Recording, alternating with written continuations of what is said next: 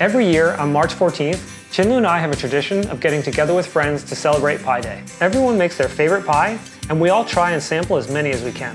A few years ago, I designed and made this pie cutter. There's a link in the description so you can check out that video. It was a lot of fun to make, so this year I want to design a few more tools to help me bake the perfect pie. Let's start with how I want to decorate the top. I want to cut the most memorable numbers of pie into the crust.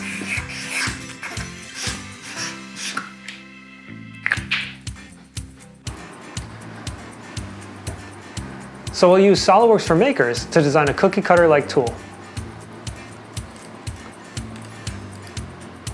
I'll start by sketching a rectangle, and then choose a font for the numbers where the 4 is drawn like this. That way there's no triangular floating island like you see in most 4s. When I extrude the sketch, I'll end up with a single plate that I can add to make the cookie cutter.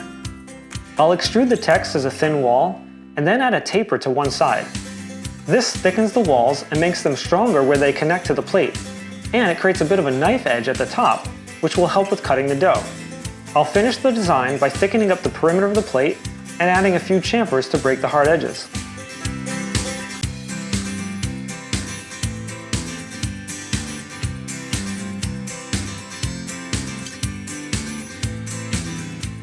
This looks awesome, and I can't wait to put it to use. But I should take a minute to talk to you about 3D printing things that will come in contact with food. Not every material is food safe. I've included a link in the description to a great article from FormLabs that you should definitely check out. In short, there are two main things to consider. First, does the material itself contain any toxins that could leach into your food? Second, will your material choice result in a product that harbors bacteria? The overall shape of your design is also important. Does it have a lot of nooks and crannies where bacteria can live? This design sure does, so I'll admit it's not ideal for multiple uses. If you're going to design multi-use food-safe objects, be sure to read the article I've linked below. And consider if SLA printing and/or a coating or sealant will improve your design. On the pie cutter I designed a few years ago, I added this scallop detail that I could use to seal the crust layers. This time I want to come up with a small, printable crimping tool that adds a bit of nerdy fun to the crust. I'll start by revolving a simple L shape 45 degrees to create a frame that I can use 8 times to crimp the whole crust. Then I'll sketch some text along a curve and choose a math font to get the Greek symbol for pi. I'll also add a few pill-shaped elements to the sketch. These will help me register the crimper on the crust as I work my way around the perimeter. I'll start by extruding everything to the same height, but then come back and move the faces of the pie symbols to make them a bit shorter. That way, when the pill shape bottoms out on the pan, the pie symbols will only partially crimp the crust layers. Let's bake a pie and see if these work.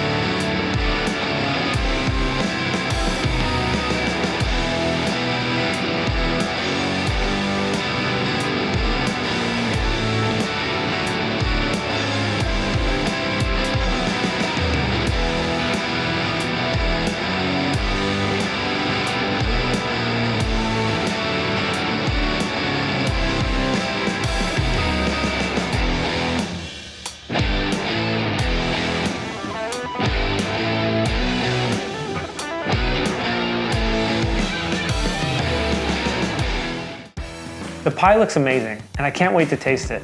And I'm really happy with how the tools turned out. I think that the cookie cutter worked perfectly, and the edge crimper was great too.